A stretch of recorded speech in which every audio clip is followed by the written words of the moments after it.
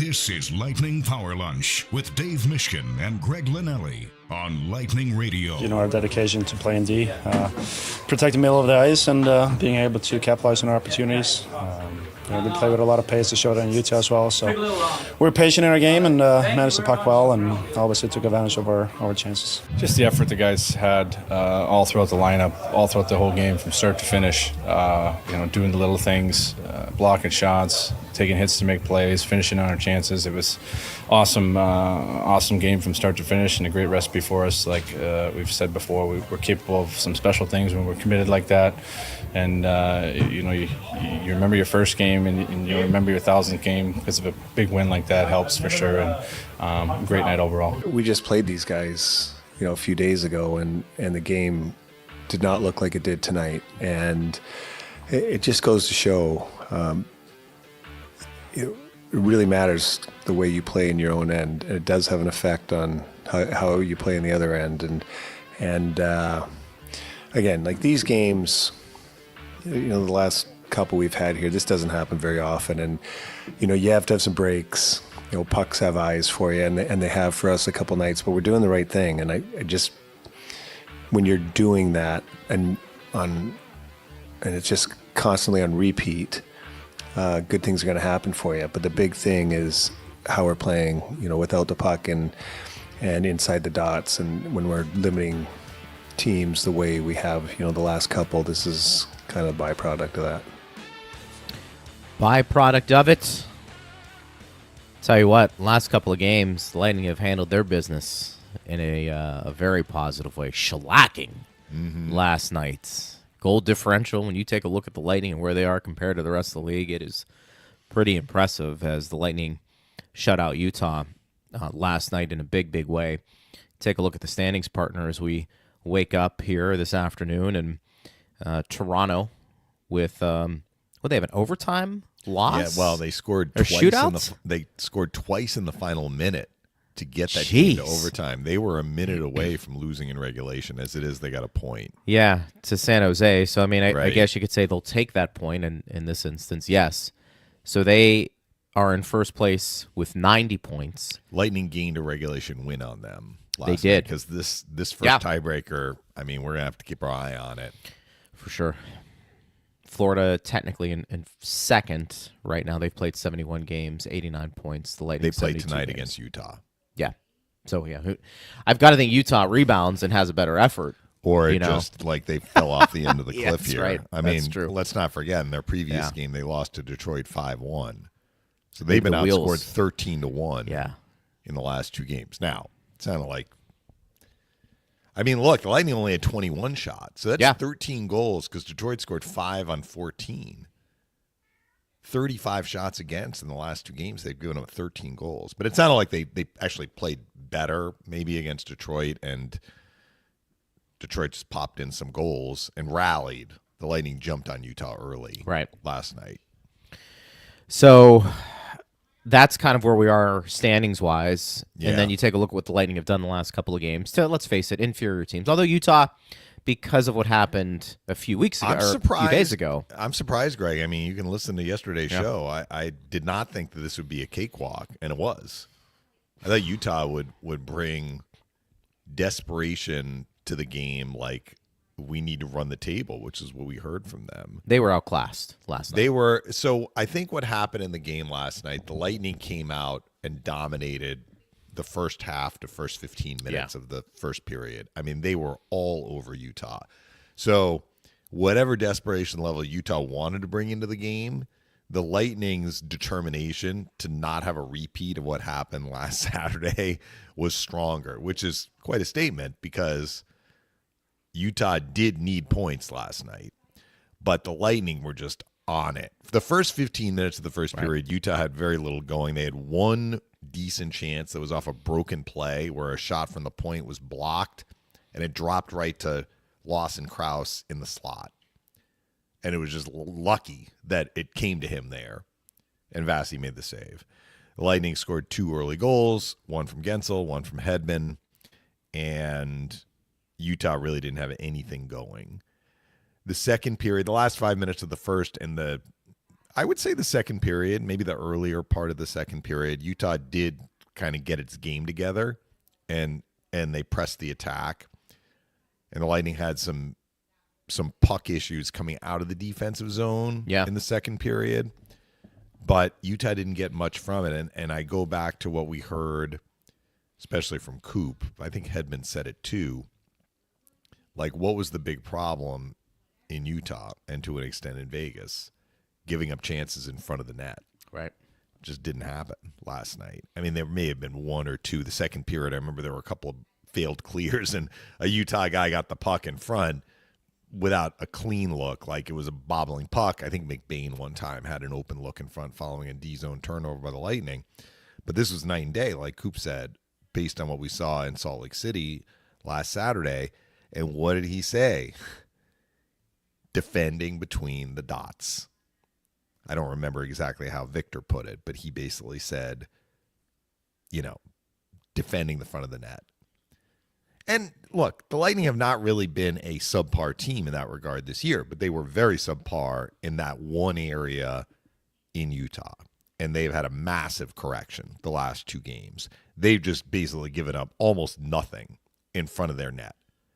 And the result has been 1 goal allowed. Yes, we can look at the 14 goals scored. They've been very efficient, which is probably not going to continue. I mean, shooting percentage tends to be one of those stats that some of it is baked into the cake of like the sort of team you are. Like Carolina funnels a lot of pucks to the net. Mm-hmm. Their shooting percentage is going to be lower. Their shot total is going to be higher. But usually your shooting percentage is going to be your shooting percentage, right? When you're popping in 8 goals on 21 shots, like that is not sustainable. But what is sustainable is how you're defending. So, look, the Lightning could have won the game last night 1-0. They didn't need 8 goals to go in because they defended so well. Yeah. So, like, in the next game, let's say tomorrow's game, they're not scoring at the same rate. Little snake bitten. Goalie stands on his head for the other team. Whatever the case, they get, just fewer chances. If they can defend the way they've defended the last 2 games, they don't need a lot of goals to win. It's nice when they get them, but I don't think that part is sustainable. Is it sustainable that they might score 3, though? Sure. Mm-hmm. But 14 in 2 games, when they're in the shot total of the 20s for both games, I don't think that's going to continue. But you take them when they come your way, which is why these laugher games, these blowout games are rare. They're rare in the NHL. How nice was it to see Bjorkstrand score twice? And we'll get to that because a lot of people had some comments about that. Brayden Point gets his 300th career goal. Ryan McDonagh plays in his 1,000th career game. Vasi picks up his 40th career shutout and 4th shutout this year. Nice round 6th. Numbers, right? Number 6 for Is it Vasi. 6? Is it 6? He's tied with Hellebuck for 6. the league lead. So nice kind of like round, even numbers all across the board. And everybody contributed last night. Plus minus department. I mean, it's just filled. Well, you with win plus 8-0. players. Yeah, you should. What did they score? 1 power play goal. Right. So I mean, there were some crooked numbers, big, as we say. Big pluses for the Lightning and big minuses for Utah. But sometimes you see a letdown when you have a big moment like that with McDonagh, and I know he'll be honored tomorrow. But that was fun to see, and the biggest thing I take away from the game last night was again the defense and maybe playing with the puck and not giving Utah a lot of room to work with. They had some looks. I don't want to make it seem like they didn't have anything. Few. I mean, in the third period, they had 12 shots. I think they had something like 25 attempts. But, I mean, the game was 6-0, then 7 and 8-0. And I didn't really feel like they were making the Lightning uncomfortable. No. Early second, and again, the game was 2-0, then to 3-0 at that point. I mean, this game was a little different than that Pittsburgh game where the Lightning really, once they jumped all over Pittsburgh and scored the 4 quick goals, Pittsburgh basically said uncle. And there wasn't much pushback. Yeah. Utah tried to push back early second, which is why they had all that activity in the Tampa Bay end, but kind of against flow of play. Gonsalves scores on a tip, and then kind of still against flow of play almost. Kucherov made it 4-0 and chased Vejmelka The Kucherov goal came just shy of the halfway point in the second period. So I actually think Utah was trying to get back in the game and being somewhat successful at dictating the terms of how the game was going in the second period, in the first half of the second period. But they didn't get any closer, and then they fell farther behind. And then their push kind of dried up after that. It was just really impressive, the killer instinct, maybe that's what you want to say, with the Lightning. They really never let Utah get off the ground after slapping them around early on. And to your point, they had some pushback early in the second, but you never, at least I didn't, I never felt like that game was in danger of the Lightning losing. I mean, you get out to a big lead. Well, what the Lightning certainly did well, and we've said this, and I believe this is a critical part of a team's success, if they're going to have success. The Lightning are prone to having puck play problems. They are. I mean, every team is going to have issues at times managing the puck. When the other team is applying pressure, you are not always going to be clean and perfect in your execution with the puck. The Lightning sometimes do fall into the habit of being, we can say, too cute. Sometimes it's not even too cute. Sometimes it's just like they're trying to pass the puck out of the defensive zone when maybe it just calls for a chip to alleviate pressure. Or they're inviting the forecheck because they're going D to D to D to D. And, the puck sometimes skips off a stick. It's not right on the tape. You're inviting potential problems. And I think we saw that at points in the second period, particularly the first half of the second period. But my point is, when you have those moments when your play with the puck has gone off the rails a little bit and maybe you're not able to move up the ice cleanly, what is the other team getting out of that? And I think that's one reason why the Lightning have been a top 10 defensive team this year and such a good 5-on-5 team. Is like when they're kind of fighting a little bit with the puck, their positional play has been strong. And we saw that last night. I mean, they blocked 23 shots in the game. So those open looks in front were very hard to come by for Utah. They were, for sure. Even as they were having more possession. That was a fairly critical stretch. I mean, you're 2-0 going into the second period.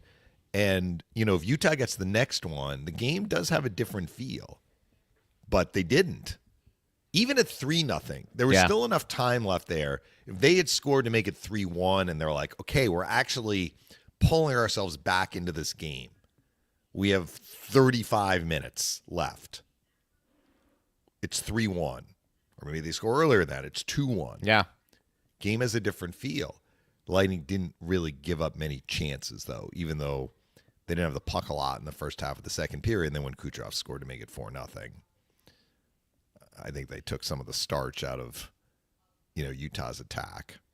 I think I still maintain I think Utah is a good team, and I keep calling them Utah. We did get confirmation from Nick Olchek, by the way, last night. Phil and I were asking him during one of the intermissions, like, what's the deal with the nickname? He said it's down to 2.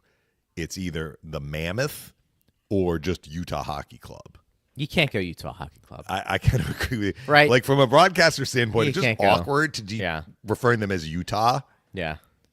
Or Utah HC, I guess would be. But I guess people are used to soccer. They refer to the team. Why are we making this difficult? Well, I guess they didn't have time to pick the name last year, Dave, so that's fine. Do a year as Utah. Time. When they got the team, I don't know. They didn't want to pick a name that You've got clearly. marketing people. That's their job. You don't need a full year to figure this out. They wanted the Yeti, but I guess there was some issue with the company Yeti. What do they make, like boxes or something? I'm not even sure. I don't buy them. I mean, I don't know but the they details. had a little problem with the trademark. So Nick thought that it was going to be Mammoth.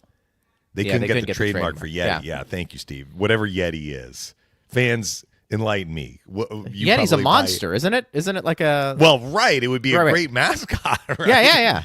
Right. But there's a company that has that name. It's for like you coffee talk about- mugs or like I was thinking that's like your Yeti. boxes. Okay. Yeah, that's your Yeti. Like I have a Yeti. Strong, right? Yeah, Something strong that Yeah. keeps your stuff in one spot. But you know what, though? But Honestly, you're talking about a cup. But if you're honestly, Greg, you just said about like marketing. Yeah. Why wouldn't, if you're the Yeti company, why wouldn't you want this hockey team to take that name and like build a relationship with them? Then you know then what? dumb That's- people like me would actually know what Yeti is. You're not dumb. I think you got to get those lawyers involved and figure out the right that's thing. clearly what Well, happened. but the problem I have with this, when everything in every sport is about marketing. I mean, it is. Whether it's TV games, whether it's why we're having a game at 8 o'clock rather than 9 o'clock and vice versa, for you not to be able to come up with a name, which is basically like, take any job. It'd be like a broadcaster. If you can't speak, you can't be a broadcaster. If you're a teacher and you can't read, there's a certain level of function you need to have to you do wanted your to job. see them have a nickname for this first year. Why wouldn't you? I mean, to me, that's like a swing and miss. Yeah.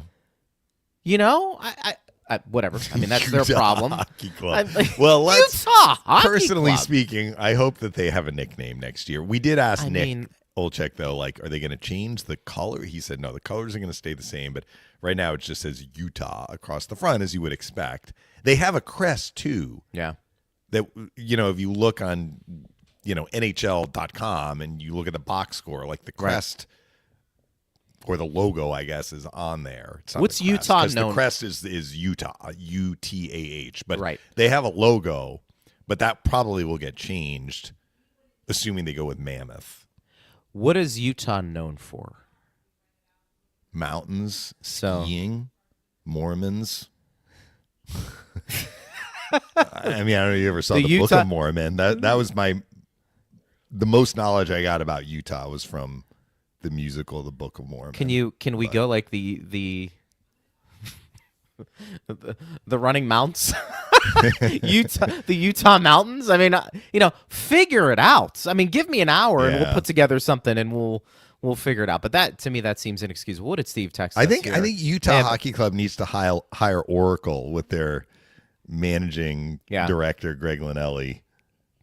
So there, Steve said the owner of the club owns Qualtrics, a company that does research polls and such. They're using that platform to allow the fans to help name Okay. it. So they're they, trying to obviously make with it- the fans. they're trying to but that's engage. stupid. That's stupid. I mean, that's dumb. Fans aren't going to care I about think Matt that. McConnell is going to cease to. Like, he left the show yesterday. He's like, "You guys have a great show." Now we've Matt, if you're alienated listening, all man, the first off, Utah appreciate you people. coming on. Saw you eating some Maybe grub. he got a public yesterday. sub for the road too, because he was very I excited can't blame about him that. if he did that. Anyways, because Anyways. I found myself when I was doing the game, like I would just say Tampa Bay versus Utah. I wouldn't get into the Yeah. Utah Hockey Club. I mean, that we're just not going to do that. It's just not Anyway, going to happen. the Lightning are done with Utah Hockey Club for the Yes. year. They're done with the West. Yep. But Utah, I think, is an up and coming team. I like their team. It seems like this year is slipping away from them. St. Louis rallied down 2-0 in Nashville Yeah. for win number 8 in a row. So I think they need. they're I putting talked- pressure on those teams behind them to keep pace. They got their number one defenseman in Sergachev. They Mm-hmm. got, I think, their forward superstar in Cooley. I think Keller's good, very Mm-hmm. good. I thought the goal they gave up to Hedman yesterday was a shaky one, so maybe that's kind of. Although you were saying Connor Ingram, I mean, would be their Nick guy, Paul right? was screening Vejmelka. I think it Yeah, yeah. affected Vejmelka's ability to find the puck For until sure. it was too late. But that I felt like that was deflating that goal. Yeah, I think Vejmelka is. I mean, Is they that their kinda have guy? a 1A, 1B with Ingram, Okay. but I think Vejmelka is more than 1A. I mean, I Okay. may be wrong about that. Ingram has played very well generally against the Lightning when he was in Arizona. There was the one exception, I think, the game in Tampa, but he's had a couple of doozy games against the Lightning when they played at the Arizona State Right. arena. But I don't know. I mean, they may need to crack that nut.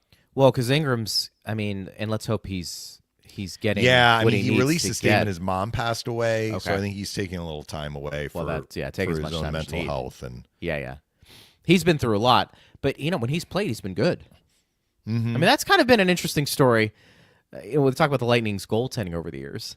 You know, Ingram kind of goes, I don't want to say unnoticed, but you almost forget him because of how good Vasi's Mm-hmm. been. But that guy's turning into be, when he's on the ice, a pretty good NHL goaltender.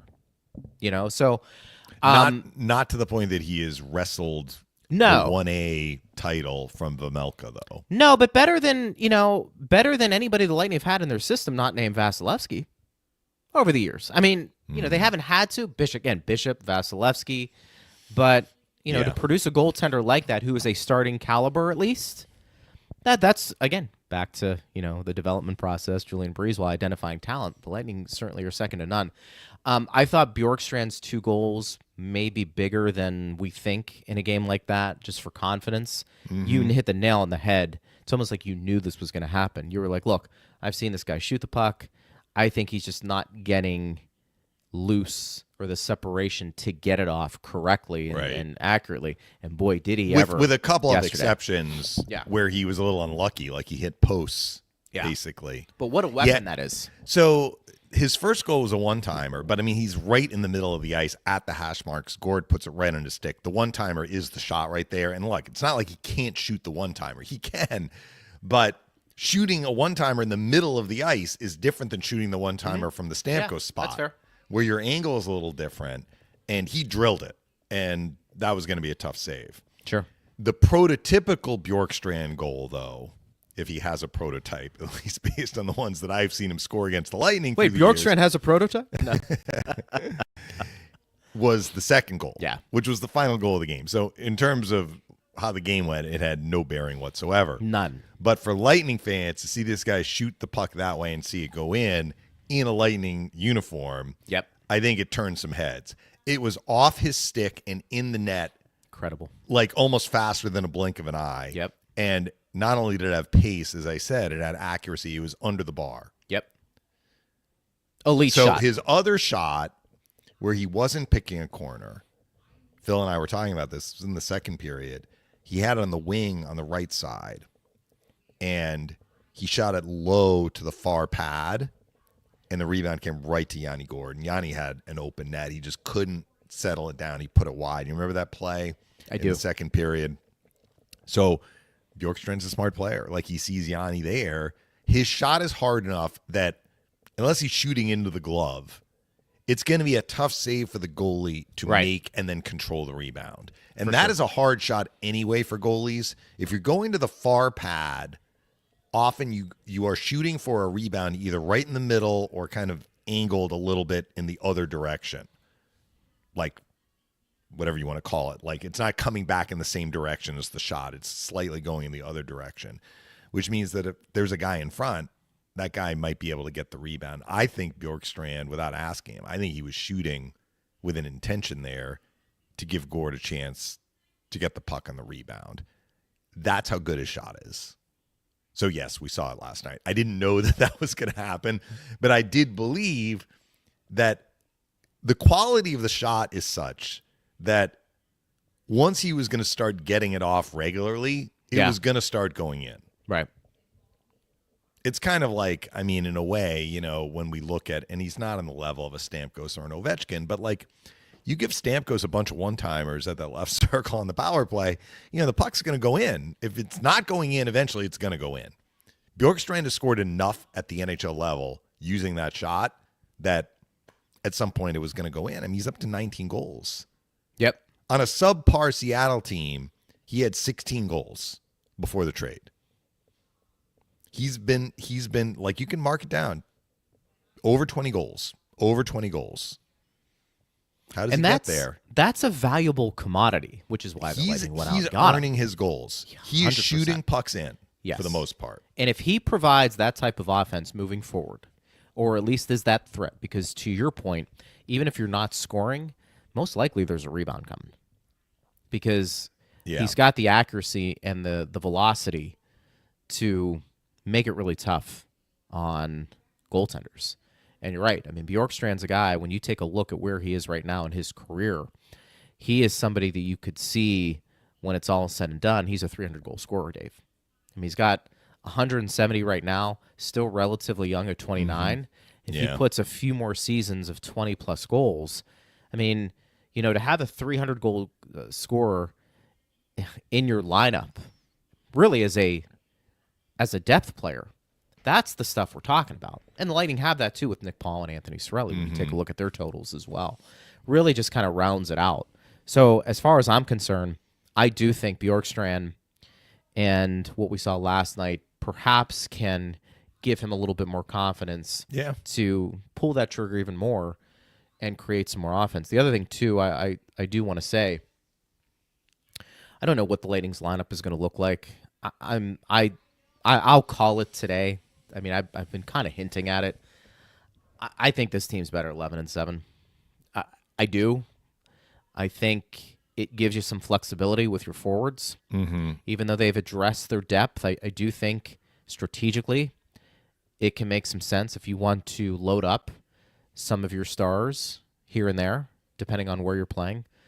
I also think their defense is solid enough where you would feel pretty good playing those guys. And it'd be hard to sit one of those defensemen because I think for the most part all of them had pretty solid seasons at various levels. So I'll be curious to see how that plays out, but I have been very impressed with how the Lightning have looked all season long, but with that lineup in particular, partner. Mm-hmm. And I'm just wondering, with the personnel they have currently, if that lineup fits better just for this year more so than in other years.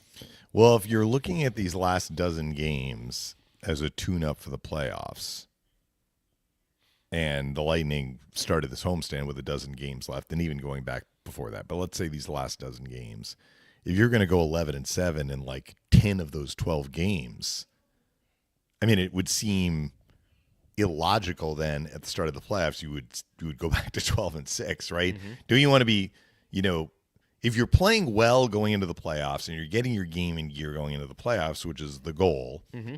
as you have said through the years, particularly when the Lightning were like going deep in the playoffs and winning cups in 2020, 2021, 2022, you're like, I'm not sure that it's that important for the Lightning based on their pedigree that they are rolling going into the playoffs.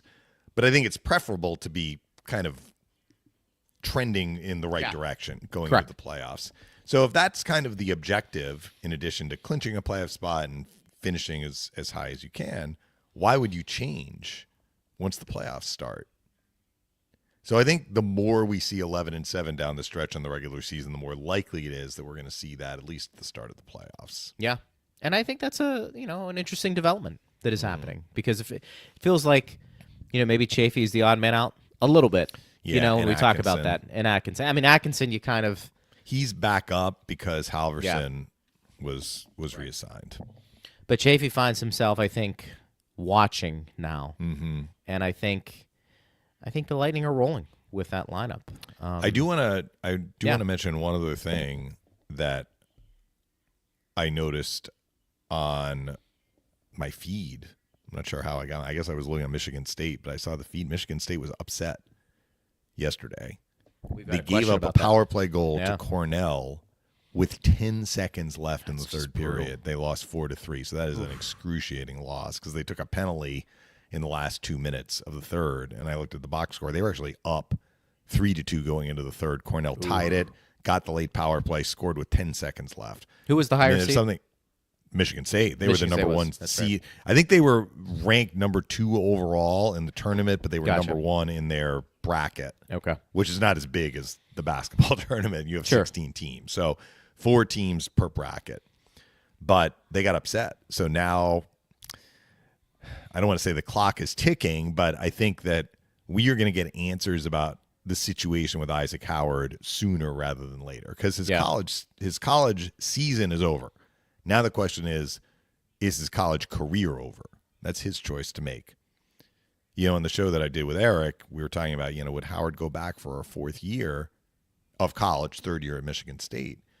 And he's like, one reason that he might want to do that is if there's quote unquote unfinished business. Well, they won the Big Ten title, but losing in the first round in this fashion would fall into the category potentially of unfinished business. So we'll see.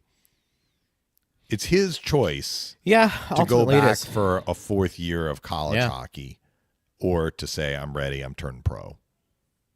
And if it's the latter, he'd be signing with the Lightning. Just because he signs with the Lightning, though, does not mean that he's automatically going to come to the NHL. We've kind of spelled this out. But yeah, we have.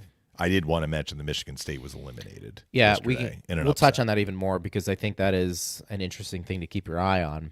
Did you have any other things you wanted to add about the game last night that you took away? Brayden Point, 300 career goals. Yeah, look, it was a Pretty night filled with impressive. milestones. To me, the takeaway for these two games, though, has been what the Lightning have done well defensively Agreed. and less about the offense.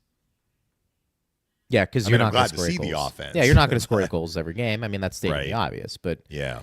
you know, the Lightning didn't sacrifice defense for offense, at least No. for most of that night last night. And that was, I think, very, very And good it's to good to see that the Lightning are able to, we'll use this term, self-correct. Maybe with Yeah. the help of the coaching staff. Right. But, you know, they had those wobbly games over the weekend. And let's be clear, like that road trip started with one of their best games of the year. So it's not like they've been like leaking oil for weeks. They had a great game at Dallas. Should have won the game in regulation. Yeah. They had two, by their standards, subpar games at Utah and Vegas, especially defensively. So what was going to happen when they came home? They corrected. Mark of a good team. That's how you end losing streaks. You elevate your play. And you fix the areas that have been, Right. you know, problem areas, short-term problem areas, but You little elevate areas of your play. game that have gone off the rails a little bit, you're able to get them back on the rails. And the Lightning did that in these last two games. Glenn says, with the Lightning firing on all cylinders at just the right time, 10 games to go, do you guys think Vasi should play out all 10? Or how many games should Coop play Johansson? Which is the greater factor, the race for first or keeping Vasi sharp/healthy? I think Vasi would prefer to play all 10. Maybe Tuesday night against the Islanders would be a good game for Johansson to play. Well, if you're to ask me right now, even It's a if good the question. Lightning, even if the Lightning, it is a good question. Thank you, Glenn.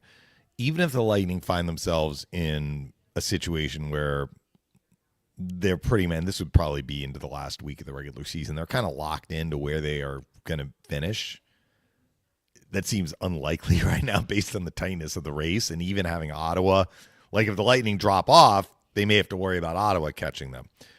But even in that situation, I think that I would be surprised if that situation happens, I would expect that Vasilevskiy wouldn't play all 10. If it doesn't happen and this race stays tight, I think I would be surprised if Vasilevskiy plays all 10.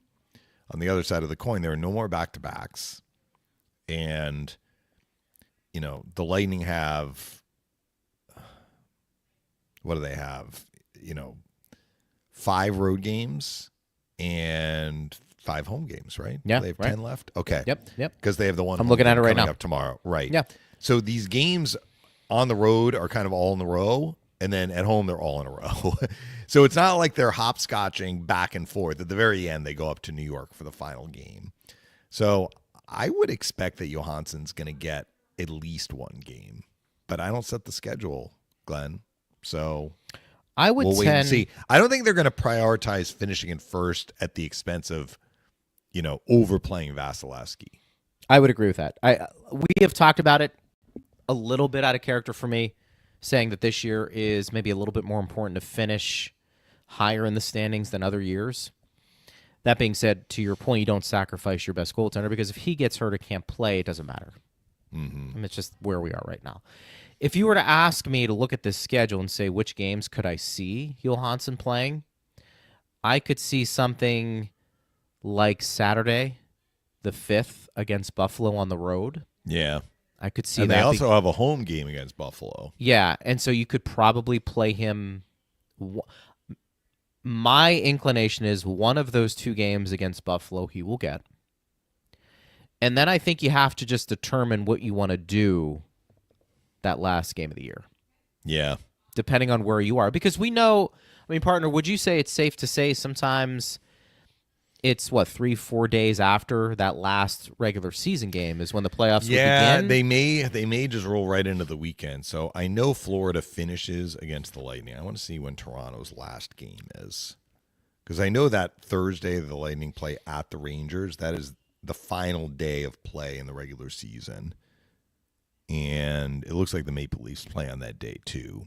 Okay. So the reason I'm bringing that up is if the Lightning are assured of starting their playoff series at home, then and they've kind of like we're into that last game. So Florida's done at that point. The Lightning play the Panthers on that Tuesday. That's the final game in the regular season for the Panthers. If the Lightning are locked in, and they're locked in where they have home ice in the first round, would I be shocked if the Lightning just leave Vasilevskiy at home? I would not. I would not make him travel. That's a long flight. But right? Come on. If the Lightning potentially finish in third and have to play at Toronto as soon as Saturday, they may go from New York to Toronto. Good point. I mean, all of this is like good point. We've got moving targets here. Yeah. But could I see a situation where if the Lightning can leave Vasilevskiy at home and not make him make that trip up and back, if the Lightning are in fact coming back to Florida after the final game against the Rangers, yeah, I could see that. I think I buy that. I'm going to say Johansson gets 2 games remaining on this schedule. And then, I kind of gave you an idea maybe. I don't know if he gets one of these Islander games. I don't know how you feel about that. Well, you break it up sometimes. Yeah. Seeing the same team. I think he's going to get a Buffalo game. And I think depending on what happens the rest of the way for that last game of the regular season against the Rangers, I could see a scenario where Johansson starts. And to your point, ideally, Vasi's staying home. Yeah. If that's the case. Because I think the playoffs are going to happen pretty quickly, to your point. Mm-hmm. That's a guess. I have no inside information. Sources have not told me. Well, that weekend's going to be open. It will be. I mean, it's going to be open and that the regular season will have ended. And it ends on Thursday. So it's not like they would be asking teams to start a series the day after they finish their final regular season game. Yeah. And if it's Toronto that the Lightning are playing, usually Toronto gets the Saturday night. Yeah. Coop was talking about that. Like the schedule is sometimes tied to your opponent. And he's like, it's nice to have what he calls a good schedule. If you know that Toronto is going to be your opponent on the road for Saturday. I'm not sure you're going to know that, though, going into that Ranger game, because Toronto is also going to be in action. When do they play again? They play earlier, though, don't they? Do they play earlier? They play at the same time on that same time. We're talking about the final Thursday of the final regular Thursday. Season. They host Detroit. Gotcha. Now, if the Lightning are in a position where they can't move up and can't move down, then, maybe you're in a better position to make that determination. Interesting. Curious what the Lightning have a game left against Toronto. They have a game left against Florida, both at home. Toronto and Florida play each other twice, one in each location. So we're going to be like seeing some point swings here. We are, depending on who wins all of these head-to-heads. It'll be a lot of fun. We've got some questions pouring in. Matt says, guys, was there last night and have to say Point's 300th career goal by batting it out of the air after a rebound was a thing of beauty. Mm-hmm. Sergei's tribute video was perfect. Yeah, that was perfect. That was not an easy goal for Point because Kucherov hit the post or the crossbar and it ricocheted to the other side. Yeah. The tribute video was pretty cool. Yes, it was. I mean, they always are, aren't they? I had forgotten that there was a question about, would Sergachev start his first year with the Lightning in the NHL because he was 19. So they could have sent him back to junior. He's like, I'm staying, right? I'm staying. Yeah, he stayed. Thomas says, I know that Coop likes to experiment with the lines. However, one that I have not seen yet, Point with Gensel and Bjorkstrand. You think we'll see that in the last few games here? Well, Eric was wondering about Bjorkstrand with Hagel and Cirelli, and we haven't seen that. I mean, clearly he likes Bjorkstrand with Gord. And you think because of the Gonçalves, familiarity? And he's had Bjorkstrand with Gonçalves and Paul. Right. So he's had Bjorkstrand basically as the third-line winger. I don't know. Yeah. I think everything's on the table there, though, Thomas. Mm-hmm. I don't think anything's etched in stone when it comes to Coop in those line combinations. Anthony says, I don't know how they all agreed on goalie interference calls in GM meeting, but this week it didn't make any sense as usual. Maybe Steve can book Steve, is it Valiquette? Steve Valiquette. Yeah. Valiquette to talk about Vasi's stats and season. He'd be a great guest with the intricate analytics. So, look, there was a goalie interference involving the Islanders. and Patrick Waugh lost his ever-loving mind because the call went against the Islanders. It was against Columbus. That's a big matchup. Was it against Columbus? I think it was against Columbus, and Columbus ended up winning the game in overtime or a shootout. So the Islanders dropped a point. It was against Montreal. I'm sorry. It was against Montreal. That was the game that Montreal. Am I remembering this right? I got to go back and look at the game. They've been clearly the Islanders have been playing some teams that are around. It was an important game. I'm going to look up that game because it was recent, and the Islanders ended up losing. They lost to Columbus in a shootout. So Kyle Palmieri gets a goal on a deflection, and he's called for goalie interference. The goal is wiped out, and the Islanders ended up losing in a shootout. The way I saw that goal. So Palmieri was annoyed about two things. First of all, he was not in the crease. And second of all, the contact in his mind preceded the goal by enough time so that I think it was Merzlikins in his mind had enough time to reset. Right. So there was contact, but he's like, how much time does the goalie need to get reset? Fair. I have to be honest. So this was not an easy call. I have to be honest. I thought it was goalie interference. I thought they got the call right. Now, was it Anthony who had that? Maybe that's not the one that he's referring to. Patrick Waugh clearly was not happy. Palmieri was not happy. I think he slammed his stick after they lost the shootout. Here's the issue. Palmieri was not in the blue paint, but Merzlikins was. Mm-hmm. It's about where is the goalie has a right to play his position without having any contact while he is in the blue paint. Now, usually both guys are in the blue paint. But if the goalie is in the blue paint and the attacking player is not in the blue paint, but the attacking player makes contact with the goalie while the goalie is in the blue paint, that to me is contact in the crease. And we have been over this, Greg. In the crease is the goalie's domain. Once it's outside the crease, it's almost like the parameters of what is goalie interference, like that will change. So I thought that there was, first of all, contact in the crease because you can look at the replay. Merzlikins' skates are in the blue. Mm-hmm. He has a right to be there and not be bumped. There's contact. I didn't think there was that much time. Like he takes the bump, he kind of resettles, and then the puck is past him. It was close.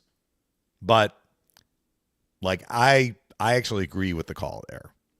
Fans may be like, you're crazy, whatever. Like, this was more of a 50-50. I'm acknowledging that.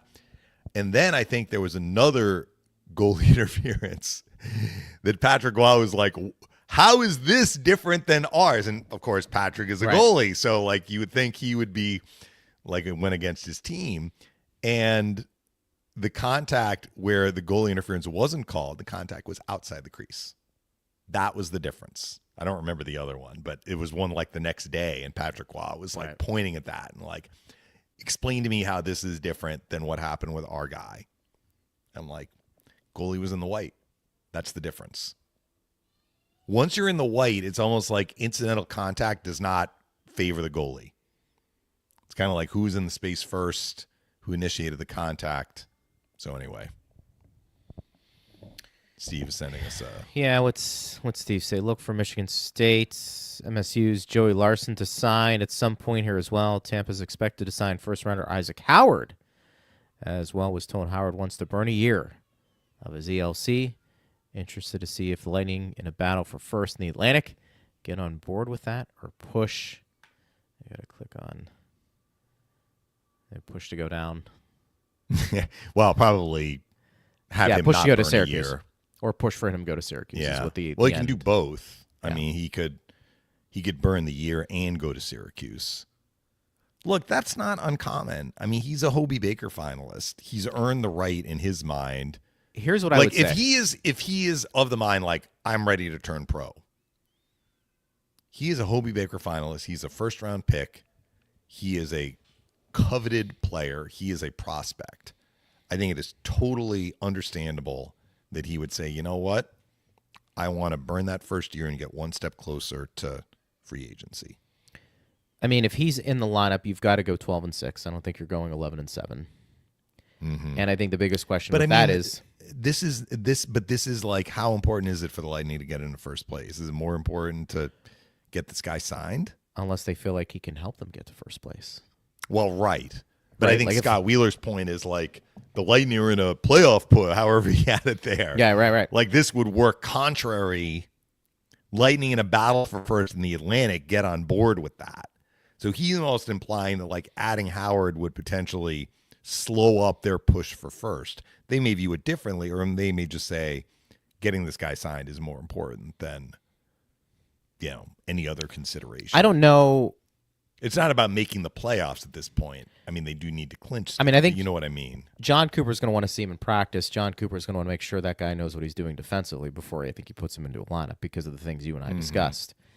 But could he add some pop to a fourth line potentially? Is that where he should go? I mean, that's the other question with all The other this. thing, he only needs one game to burn the year. That's true.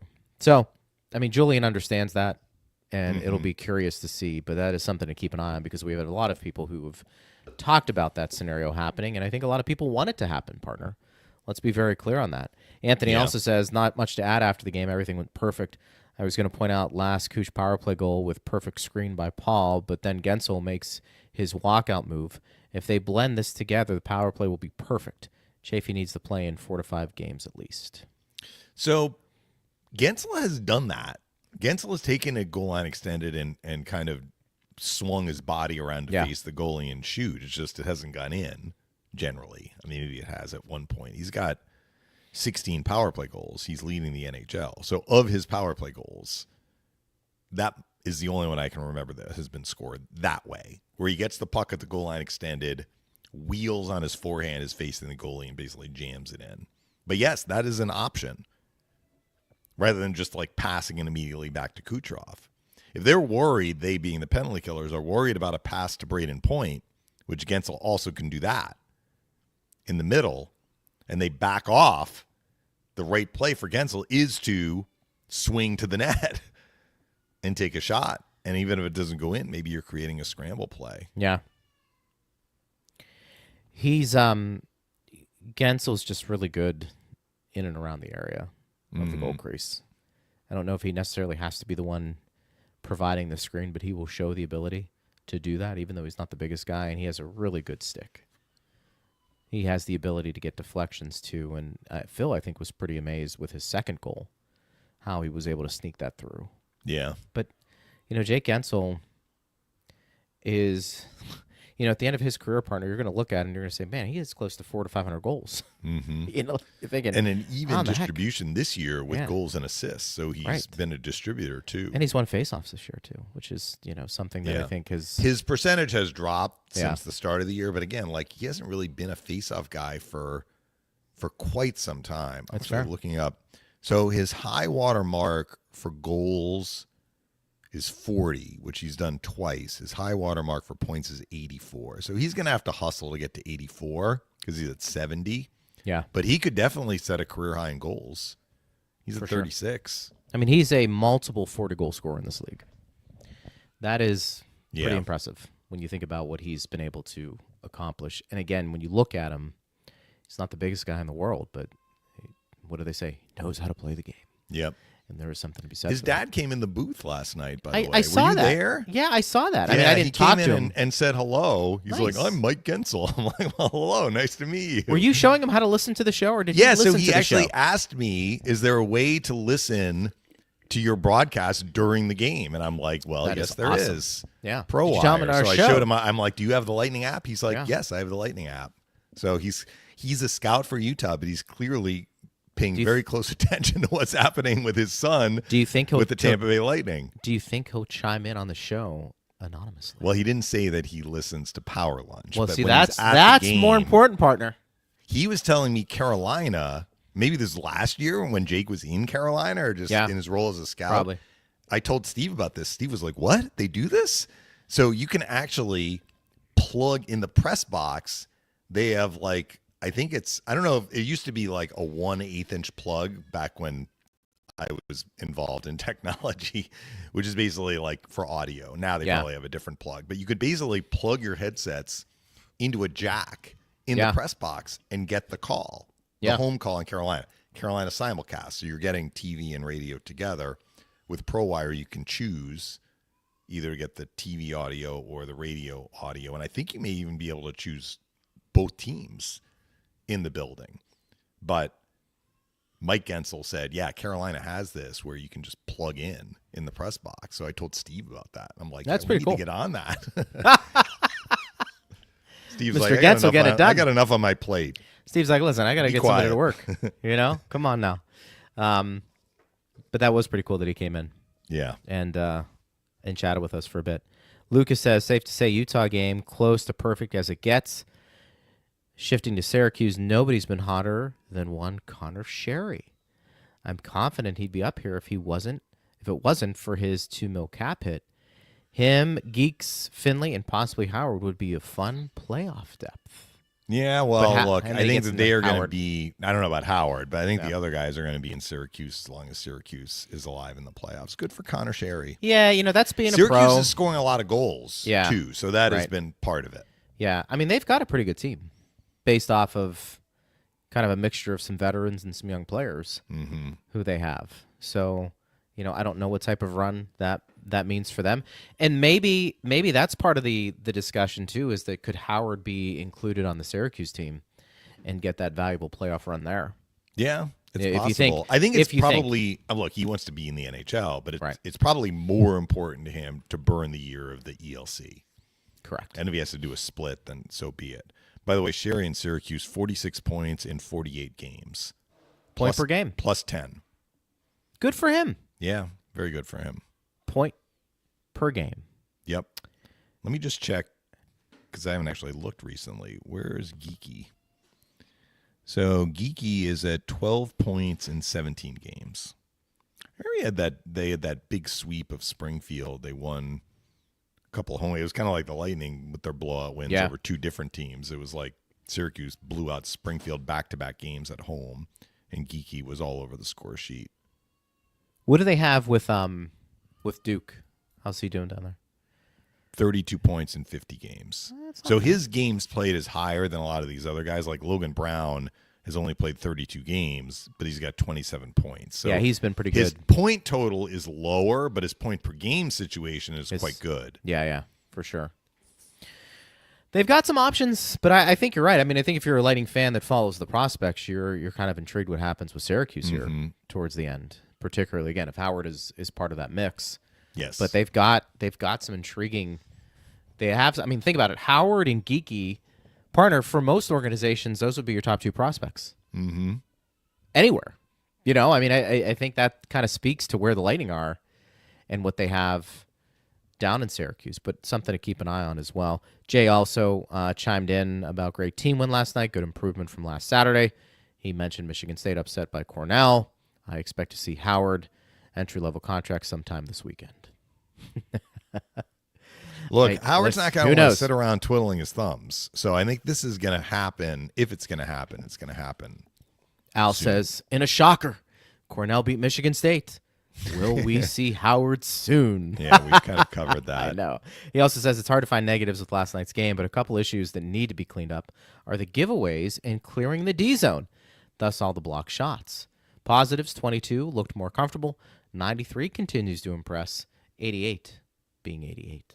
So, Al, I think it was in the second period only that the Lightning had that problem of clearing the D zone. And when he says shots blocked, the Lightning only had 10 shots blocked last night. So if he's referring to the Lightning blocking shots, I think that is a good thing. Like they were not letting shots from really anywhere, but certainly dangerous areas get through to Vasilevskiy. For sure.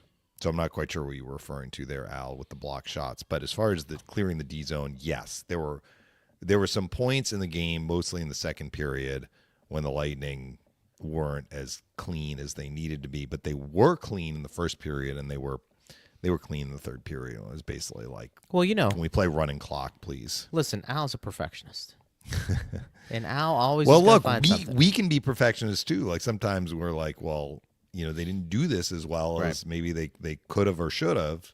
But as I said half an hour ago, they made up for it by ensuring that there were very, very few scoring chances against. I would be very curious if people had an honest assessment of where they thought the Lightning would be 10 games remaining in the season, the regular season, that they would have the numbers they have and the position that they're in. I don't think most people had them here. That doesn't Yeah, mean they I think weren't a if playoff team. If people felt the Lightning were going to get in the playoffs, they were going to be third or in the wild. They were card. going to be And a they wild might card finish or third. third. Yeah. But Yeah. they are right there with Florida and Toronto. It's- I don't think most people expected that. No, they don't. So I think, sometimes you do have to take a step back and you have to look at what were your expectations coming in. Have the Lightning exceeded those expectations? And if they have, you can have now a new norm of expectations moving forward here. It's okay to change your thought process on a team. I think some people, partner, and I think this can be in anything, not just sports. You get stuck on a prediction, you get stuck on a take, and you're stubborn to move off of it. It's okay to change. I mean, look, the Lightning, I didn't think they were going to be a top 10 team defensively this year. Just didn't see it, especially early on. I was like, I don't know. I don't know. I mean, and I remember you saying something to the extent if they can get below 2.75 goals against, and they are. Yeah. They are. I mean, Well, that they've is been helped in the last 2 games, Whew. that's for sure. But I mean, there you go. And so the Lightning have shown the ability this year that they can defend, and I think also too, Vasi has probably rebounded. I don't want to say he's done a 180 from last year, but he's been pretty damn good. Yeah. To the point where, if he's not collecting some hardware at the end of the year, some people have a Hellebuck problem with it's a little bit like, I mean, it's not the coach of the year vote because Hellebuck has been a Vezina Trophy winner before. Yeah, for sure. He's been a top goalie in the league for a long time, but he's had a the great goaltender for the team that is certainly going to be the number 1 seed in the West and maybe win the President's Trophy, and he's going to have all of these, top flight numbers. But Vasi's going to be right there too. Vasi's for sure. better. Yeah, Vasi for sure is going to be a finalist for the Vezina. I don't know if he's going to get enough votes to win the Vezina this year. But I wonder if even people had that.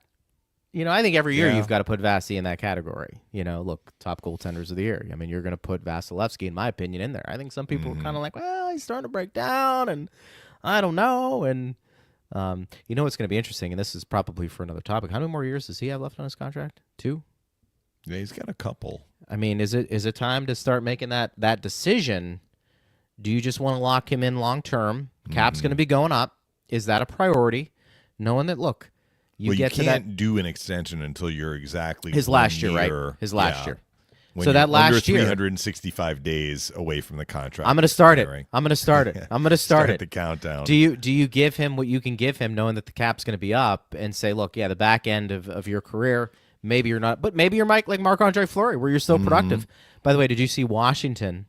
Yeah, Ovechkin called his teammates team. after That a was pretty cool. loss. Yeah. Vasi has 3 years left after the season. So Kucherov is going to be up first. I think Kuch has 2 years left after the season, and Vasi has 3. But yeah, Ovechkin summoned his teammates back. That was pretty cool. To congratulate Fleury. That was pretty cool. Good to see that. Yeah. Tomorrow, Lightning and Islanders. Yeah, it's a 2:00 start, but it won't be close to 2:00 because they're going to do a ceremony for McDonagh. Right. Congratulations to him as well. Very cool. Very cool. And it's Kids Day at Amalie Arena, which is always a lot fun of kids. one. A lot of kids will be there, screaming and yelling. Islanders have something to play for, so They have a lot to play for. that's going to be an interesting game, I think, for Tampa Bay as well. And we have the animated broadcast. I've been reading that thing hardcore. I did March 29th. I've been going hard on it, and they were showing it on the Jumbotron. It's kind of like that commemorative bottle of wine or whatever for the Stanley Cup. Didn't you do that over and over over again? I did. September 28th. And Steve also lets us know Brayden Coburn will be on the call for that game. For tomorrow? Yeah. Well, news to me. Is that the animated broadcast you're meaning, Steve, for the animated game? Yes, for the animated game. Yes, Okay. Yes. So Kobe's warming up the pipes in case we need to make a call to the bullpen. So the Islanders are 1 point behind the Canadiens. They have the same number of games played. That is about as tight as, that is super tight. And then the Rangers are at the same point total, having played one more game. And of course, the Islanders aren't playing tonight because they have the afternoon game. And Montreal, I don't think, plays tonight either. I guess I should look and see who's playing tonight. So Montreal is playing tonight. Montreal's at Carolina. So the Islanders will have a game in hand on Montreal heading into tomorrow's game. They'll either be where they are now, which is to say 1 point back or 2 or 3, depending on what happens with Montreal and Carolina. It'll be interesting. The race to get in. I think some teams are starting to fade. I think you talked about that too. I mean, Columbus, Detroit. I mean, Detroit is only 3 points back, but they're 3-7 in their last 10. It feels like they're far away. Yeah, it does feel, and they've got to leapfrog 4 teams to get into wild card 2. Insane. They also have a brutal road schedule down the stretch, which hasn't quite started yet, but it'll be starting soon. Something like 6 of their last 7 are on the road. We'll see what happens. We'll be on the air at 1:30, and then the puck drops a little after 2 o'clock. You can listen to all the action here. And then, partner, you and I in this setting will be on the airwaves Monday. Yeah, we'll be pre-taping because it's a getaway day. Okay. Flying to Long Island for the second half of this home and home. I think the Islanders may play Sunday, though. The Lightning have their next 2 games against the Islanders. Before we break, I'm just going to look that up so we can get it right. Yeah, the Islanders play at Carolina on Sunday. Okay. So the Islanders will have a game in between the 2 against the Lightning. Cool. Well, we will be at it tomorrow and then back at it on Monday. That we will. Big week ahead. Partner, great job as always. We'll talk to you tomorrow. You too. From the arena. Thanks to everybody who listens. Thanks to Steve Versnick, all our guests this week, Jarrett Johnston. I am Greg Linnelli. You've been listening to Power Lunch right here on Lightning Radio.